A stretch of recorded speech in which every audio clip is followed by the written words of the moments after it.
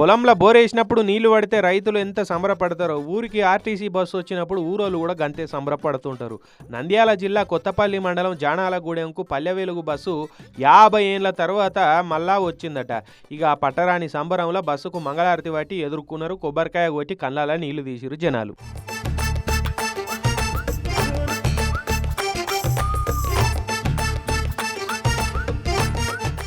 చూస్తురా వాళ్ళ మొక్కలలో ఎంత సంబరం కనబడుతున్నదో.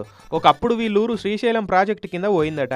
అయితే ఉన్న ఊరు కన్నతల్ల అసొంటిదని చెప్తుంటారు కదా. ఇడిచిపెట్టి పోబుద్ది కాక ఆ ఊరికి దగ్గరనే ఉన్న నల్లమల అడవులల్లా కృష్ణానది ఒడ్డు మీద గుడిసెలు వేసుకొని బతికిరట ఇన్నేళ్ళు.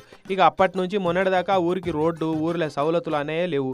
కూటమి సర్కార్ వచ్చినాక వాళ్ళ గోసలు చూసి ఊరికి చక్క డాంబర్ రోడే ఇప్పించింది. ఇక రోడ్ అయినాక బస్సు కావాలని ఊరోళ్ళు గోరుడే ఆలస్యం. ఆర్టీసీ బస్సును కూడా ఏర్పాటు చేసిరు.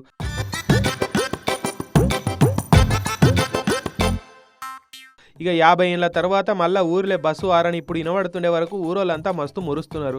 మరి బస్సు రాగానే సంబరపడు కాదు, ప్రైవేటు బండ్లలో కూడా పోగడ తగ్గించి ఆర్టీసీలకు నష్టం రాకుండా లాభమయ్యేటట్టు బస్సు ఎక్కే పోతుండాలి. లేదంటే ఈ రూట్లో బస్సు నడిపితే ప్యాసింజర్లు లేరు, డీజిల్ పైసలు కూడా వెళ్తలేవు, కంపెనీకి నష్టమవుతున్నదని ఆర్టీసీలు బంద్ చేస్తారు. అట్లా కాకుండా చూసుకోవాల్సిన జిమ్మదారి అయితే మీదే ఉంటుంది.